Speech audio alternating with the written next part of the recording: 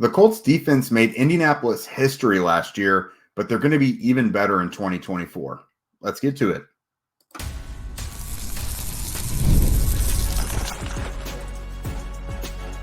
You are Locked On Colts, your daily Indianapolis Colts podcast. Part of the Locked On Podcast Network, your team every day. All right. Thanks for tuning in and making us your first listen of the day. This is your daily podcast covering your Indianapolis Colts, part of the Locked On Podcast Network, your team every day. Welcome in, everybody. I am Jake Arthur. He is Zach Hicks. You know the two of us from horseshoehuddle.com. I am a member of the Colts media, and Zach is the absolute best film guy in the market. So welcome to the show. Some episodes we got to talk each other off the edge, but not today because we are talking about the Colts edge defenders. And this is a pretty deep group. We're kind of starting to sound like a broken record right now during this this review of each position group, because this is the end of the trenches. You know, we went through tackles, interior line. Last episode was interior defensive line. And Zach and I are really coming to the realization that, you know, it's not hyperbole. These are the strengths of this Colts roster. And, you know, we've said this and that are, you know, some of the best in the entire NFL, you know, specifically yesterday talking about Buckner and Stewart being among the best D-tackle duos. This is one of the best pass rush groups in the NFL. And, I mean, statistically, that is accurate. Last year, they were fifth in the NFL with 51 sacks. That broke an Indianapolis era record for sacks in a season, and they only got better this offseason. And that doesn't even count, you know, natural progression from some of the younger guys, Kwity Paye, Dayo, Odeyingbo. You've got some younger guys that could perhaps contribute, you know, if given their extremely limited amount of snaps. But your first round pick was Laiatu Latu, the top edge rusher in the entire draft. Would have probably been top 10 lock if not for the neck injury that he had in college. So the Colts personnel-wise got better. They have young guys that should get better just by proxy of continuing playing into their young career. So this is a really good group, Zach. In this first segment, we're going to talk specifically about Kwity Paye going into year 4, Samson Ebukam, and, of course, Latu. It's hard to say. I mean, normally in personnel, you have 2 starting defensive ends, but this really feels like the Colts have 3 starting defensive ends. Like, you don't want to say one of them is going to start over the others or this and that. It's like these guys are going to all 3 see the field a lot. Yeah, and I think what's really interesting about this Colts pass rush in general is they were very much a sum of their parts. You know, like what you get with all of them together makes up what they're missing in having that elite producer. You know, most teams who have great pass rush production from their edge group will have a Max Crosby, will have a Joey or Nick Bosa, will have a Myles Garrett, you know, those type of players off the edge, where the Colts are right up there with a lot of these teams in terms of sack production last year without having that level of guy, with having Samson Ebukam lead the way for most of the year, with having, you know, Kwity Paye and Dayo Odeyingbo getting their sacks, but them not being highly productive in the pass rush win rate department by any means. So when you're adding a guy like Laiatu Latu, you're expecting to take this already good pass rush room of a lot of players who can do their job well and flash and do some good things, and you're expecting to add that Nick Bosa, that Joey Bosa, that Myles Garrett type of impact to that room. Now, I'm not trying to put those expectations on Latu from day one. I don't need him to be that level of player right out the gate. I mean, it would be nice. We're not gonna lie here about that whatsoever. But you know, when you take a guy top 15 in the draft, you're expecting him to be that difference maker for your team. So I like the approach. Again, we talked in the pre-draft process, go wide receiver, go pass catcher and all that stuff, but continually adding to the edges and taking an edge rush group that, again, already had a lot of productive players. Ebukam had 9.5 sacks last year. Kwity Paye had 8.5 sacks last year, and he's been getting better every single year.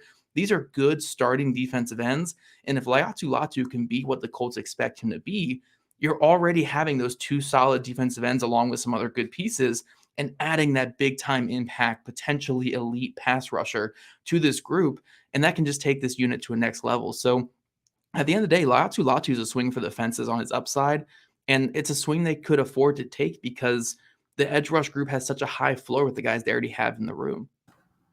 Yeah, and there are a lot of draft picks that seem like luxury items. Like adding a guy like Laiatu Latu to a group that isn't a very big need seems like a luxury. But for a lot of people nationally, we had Trevor Sikkema on here last week, and he kind of echoed this. He was like, oh, wow, that's a great pick to add Latu to a group that already finished top 5 in the NFL in sacks. I mean, looking at Kwity Paye, to kind of wrap up what we were both saying, you got progression from these guys. You already have a group that was productive. Paye had 8.5 sacks, 8 tackles for loss last year, 2 forced fumbles, 2 recovered, and 9 quarterback hits outside of the sacks. He has increased his tackles and sacks each year of his career. And then he had a career high in his Pro Football Focus grade with 74.3. His run defense grade of 78.1 was 12th in the NFL among all edge defenders. You hear us talk a lot about him being one of the better run defenders from the edge spot in the league. Ebukam, this was like his 7th or 8th year in the league. Yeah. It's like his 3rd contract in the NFL, but just had a career season with the Colts. He's been on really deep groups before, but this was the most prominent role he's had. Not the first time he's been a full-time starter, but pretty much career highs across the board. 9.5 sacks, 10 tackles for loss, 3 forced fumbles, and 17 quarterback hits. So doubled what Paye did in terms of, getting to the quarterback, not just sacks. Career high in his Pro Football Focus grade as well with an 84.4. That was 14th in the NFL among all edge defenders. He had an 80 in run defense, which was 10th in the NFL. So the Colts got 18 sacks out of their starting defensive ends, who also rated really, really well against the run. Now, when you add Latu into this, he was a pretty solid run defender in college, a high motor guy who isn't just going for the passer. He's going for the ball, wherever it is, a run or a pass. And so I think early in his career, he's going to be more of the designated pass rusher type. That's probably what they want him to succeed at first. I don't think they're going to just throw a heap of stuff on his plate right away.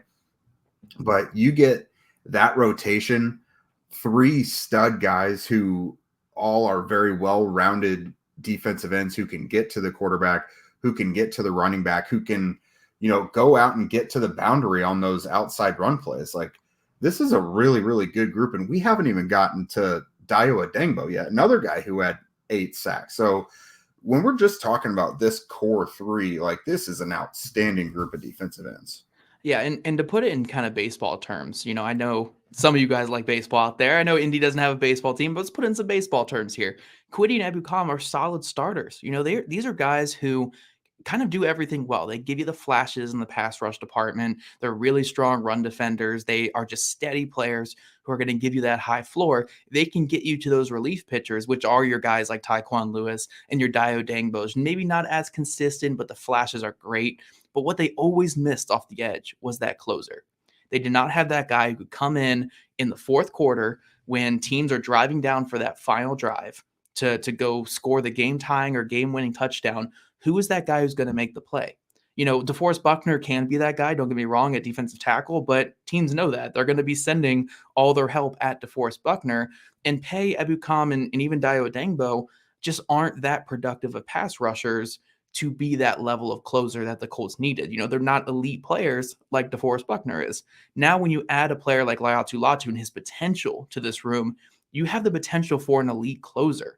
So that in totality, it makes this rotation, again, if we're going back to the baseball analogy here, it makes the whole rotation so much better when you have a great closer because it closes all that room for error.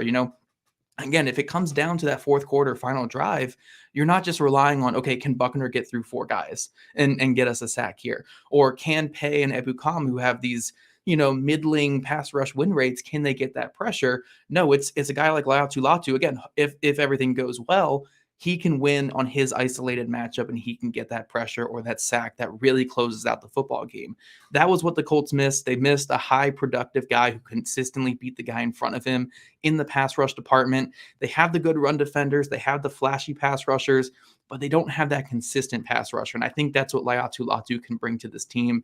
So if Latu develops the way the Colts expect and even has that year 1 impact that we all kind of expect, this Colts pass rush could be one of the better ones in football, and it's how they're going to compete with the players like CJ Stroud and Trevor Lawrence in their division, the Josh Allens and the Pat Mahomes. They're going to compete with these teams because their pass rush can get after it. And I know it's a lot to put on the pass rush, but that's the expectation they are setting for themselves this upcoming season. They have all the pieces. They have the 3 starters that we're talking about here who are fantastic players or hopefully can be fantastic players. They had the flashy backups.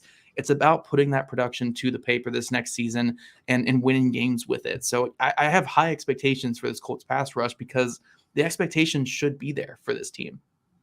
Yeah, without question, especially the late game stuff, like you mentioned, like Dwight Freeney and Robert Mathis. That's obviously the 2 most notable pass rushers in recent era history. But one of the things that made them so dangerous, they had sacks throughout the game and everything. But, that final 4-minute drive that the opponent was trying to put together, how many times did those guys kill a play with a forced fumble or just a sack, just a sack near the end of the game? That's so incredibly critical. The Colts have had some productive pass rushers in recent memory. Like even Eric Walden had 10 plus sacks. You had Justin Houston 10 plus, but they haven't had that like alpha closer, like you mentioned. And that's the hope with Latu. So again, we obviously think a great deal of these top 3, but they've got a really productive guys down the list. Coming up next, we're going to talk about Dayo, Odeyingbo, and Tyquan Lewis. Passion, drive, and patience. The formula for winning championships is also what keeps your ride or die alive. eBay Motors has everything that you need to maintain your vehicle and level it up to peak performance. Superchargers, roof racks, exhaust kits, LED headlights, and more. Whether you're into speed, power, or style, eBay Motors has got you covered. With over 122 million parts for your number one ride or die, you'll always find exactly what you're looking for. And with eBay Guaranteed Fit, your part is guaranteed to fit your ride every time or your money back. Because with eBay Motors, you're burning rubber and not cash. With all the parts that you need at the prices that you want, it's easy to make your car the MVP and bring home some huge wins. So keep your ride or die alive at ebaymotors.com. Eligible items only. Exclusions apply. eBay Guaranteed Fit only available to U.S. customers. And are you watching Fox Sports or ESPN on your TV all day? Have to turn down the volume with all that shouting? Make the switch to Locked On Sports Today, a free 24/7 sports streaming channel program for you every day to bring you the biggest stories without all the screaming. Locked On Sports Today brings you can't-miss analysis, opinions, news, and it's all streaming 24/7 on YouTube or in the free Amazon Fire TV channels app, part of the Locked On Podcast Network, your team every day. All right, Jake, so we're transitioning. We're talking about the backup players on this defensive line. And it's kind of an interesting duo here that we're looking at because personally, I think guys like Dayo, Odeyingbo, and Tyquan Lewis could probably start for a handful of teams across the NFL. I mean, Tyquan Lewis had, in my opinion, had the chance to go be a starter somewhere else or at least be a higher end rotational guy somewhere else. But he kind of rewarded the Colts for having that faith in him over the years with his injury history and came back to the team when he hit the market, which just, again, added to this edge rush group. But him and Dayo Odeyingbo are really, really strong rotational players. Tyquan, a bit of an all-around player. Dayo Odeyingbo, maybe he doesn't give you as much in the run game, but just a fantastic pass rusher, had a career-high 8 sacks last year. Some of his flashes, I mean, the couple games he really took over last year, you're saying, okay, this is the alpha pass rusher for this Colts team. It really comes down to, can he do that more consistently next year? Which we have all the reason to expect him to take that step because he's always taken a step every single season he's played. But these are 2 guys who, again, if they get hot and they get on the field, they can be top tier pass rushers for your team and do really good things because the ceiling is that high with these players. But I'm really intrigued by Dayo Odeyingbo this next season. He's in a really precarious position where the Colts have picked up the 5th-year option on Kwity Paye. They have Samson Ebukam extended through 2025. They have Laiatu Latu on the rookie deal. The one guy who doesn't have his contract yet is Dayo Odeyingbo. Now, we know how the Colts are. The Colts are not going to spend money on outside free agents. And honestly, with what they're projected to have cap space wise going into next free agency and very little guys left on the roster to extend, it makes sense that Dayo Odeyingbo probably won't be going anywhere, but he still has a lot to prove this year. If he takes a major step back, the Colts don't really have that incentive to bring him back. But on the other hand, if he takes a major step forward and he hits 10, 12, 15 sacks, whatever it's going to be, the Colts are going to have to pay a pretty penny to bring him back. So it's a massive year for Odeyingbo, still a really young player. I think he's only 25 years old. He's like a year older than Laiatu Latu at this point, about to hit the end of his rookie contract. So massive year for him. And again, this is a player who every single year he's gotten better and better. And I expect him to take that one more step forward and hit double-digit sacks as long as he's seeing the field this year. Yeah, recently the defender, I think it was Kwity, we're talking about they really have to take advantage of the limited snaps because there are so many guys in the rotation now that, I mean, Dayo saw 53% last year, but like that's probably going to take a little bit of a dip just because, you know, you got to think Latu's going to go up there. You don't necessarily want to take Ebukam or Paye off the field very much either because they're good run defenders. Obviously can get after the rushers a little bit, but just, you know, giving 100% on every snap you see. And Dayo is a guy that kind of embodies that. He's one of those all effort players. But yeah, this will be interesting for him because the natural next step would be for him to see more playing time, but we may be in an instance where he's seeing a little less. And then obviously going into a contract year, like you mentioned, you know, he's got really impressive numbers for a guy that's not starting every week. I mean, 38 tackles for an end is kind of standard, like maybe on the lower part of average, but 9 tackles for loss and 8 sacks, a couple forced fumbles and 17 hits. Like this dude is putting up stats playing half the time. So this is huge for him. I've got to imagine his stats will look somewhat similar, maybe just a hair less this year, but like it's all about efficiency, like doing what you can when you're on the field. And we've seen him take steps every year. It seems like his progression has sped up a little bit faster than like Kwity Paye's, for example. Kwity can probably do a little more, is a little more well-rounded. But yeah, Dayo's incredibly interesting because nothing about the start of his career says you play this guy less. But I'm incredibly interested to see what his role is because, I mean, if he's playing less, you've got to think this next guy we're going to talk about, Tyquan Lewis. I mean, I think we're both comfortable in saying he'll make the roster, but like how much space can you give this guy on game day? Like he played 37% last year, wildly productive in that 37% of the time. But I mean, how much space is there for Tyquan Lewis? Yeah, he might more so be like injury replacement type player. If a player goes down, then he sees a bigger role. But, you know, it might only be like 20 to 25% of the snaps this year, but he's productive, man. Like it's hard to keep him off the field. Like you have it right here. His 17.1% win percentage, his pass rush win rate was the highest in the Colts defensive line room or defensive end room. I think Buckner's was probably close to that as well. But yeah, it was the highest in the Colts defensive end room. He was really, really productive when he got on the field. And yeah, some of those were, you know, end of games and stuff like that. And when the score was kind of decided, but like he looked good last year. He looked really, really good. So again, it kind of comes down to this embarrassment of riches where, you know, if Tyquan has to get out there because an injury happens, you know, knock on wood in front of him.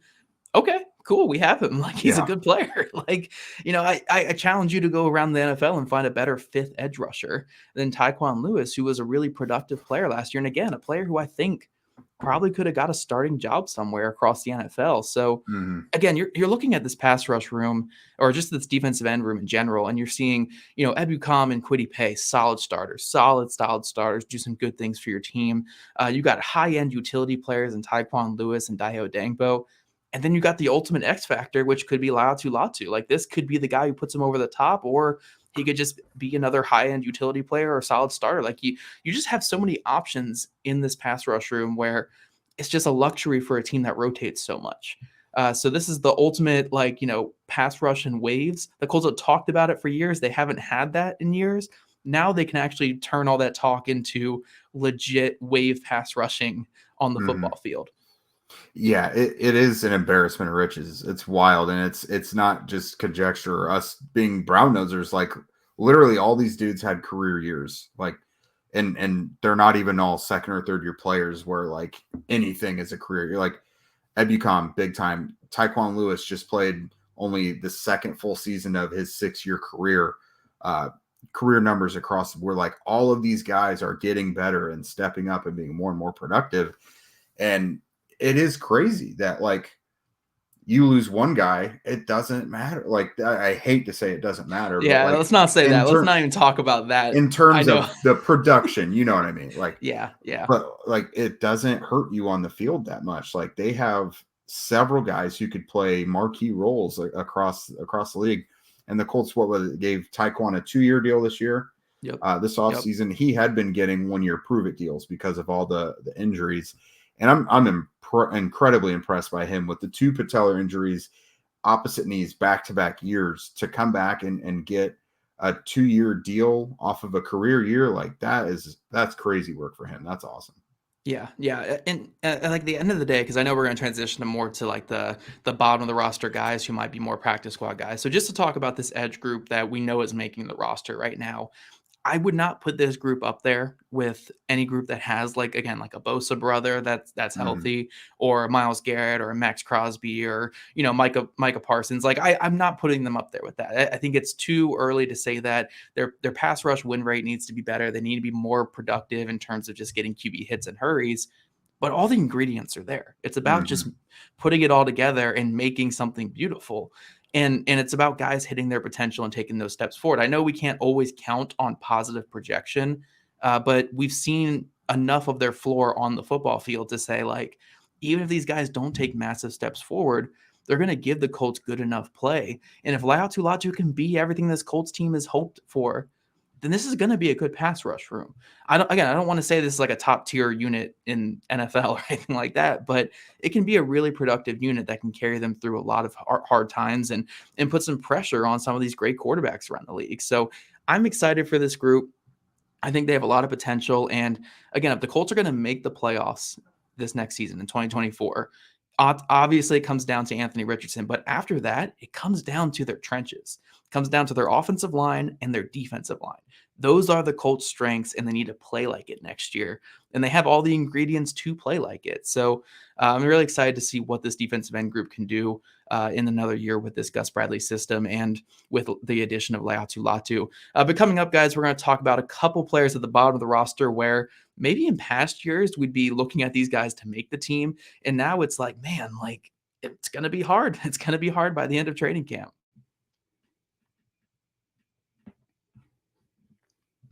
All right, Jake. So we're talking bottom of the roster players, which, you know, again, we get really excited for this segment on each of these position groups. But I think the most interesting one, obviously, is Isaiah Land.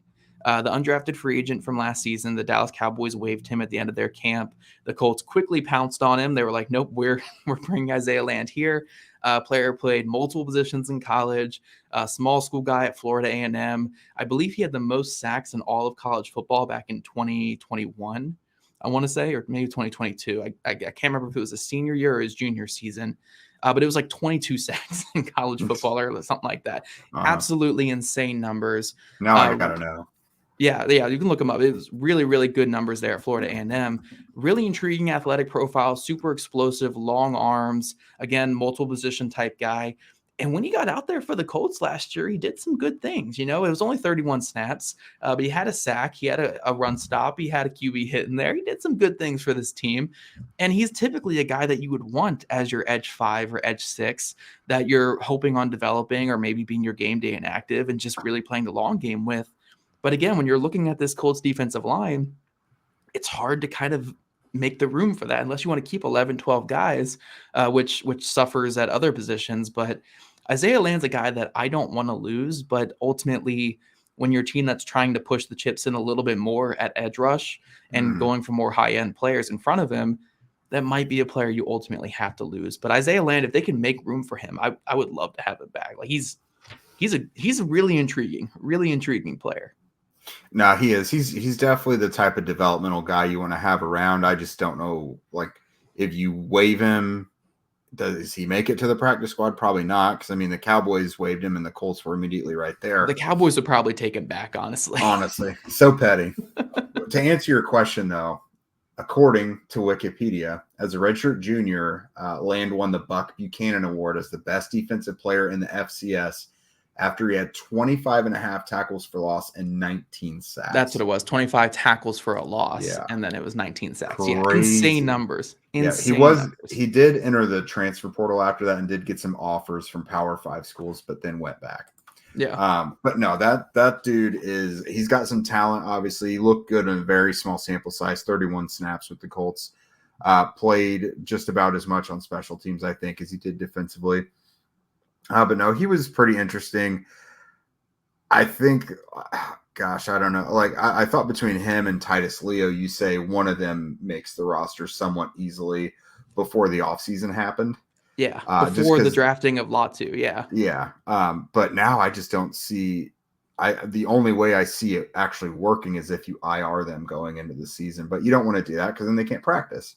Yeah. So it's I mean, it's a good problem to have for the Colts, but it's tough that you don't get to see one of those guys maybe come into it. Leo, I think, is more realistic. Preseason knee injury last year, was a guy who played 5 seasons at Wagner. Not incredibly productive, 13 sacks, but 40 tackles for loss and 6 forced fumbles in those 5 years. Only the second football player to ever hit the NFL out of Wagner. The other one was also a Colts player. I think it was Chris Williams, the year. Yep. He was another Locked On Colts favorite the year before. But no, I mean, these guys are interesting. They'll be fun to watch in camp, I think, because they're going to be going against the third stringers are going to be going against Sam and Keaton Slovis. But I just don't see how it winds up working out. It's a numbers game where those guys, I mean, I don't know about Leo, but Land is probably intriguing enough to other teams where I just don't know that you'll be able to sneak him onto the practice squad.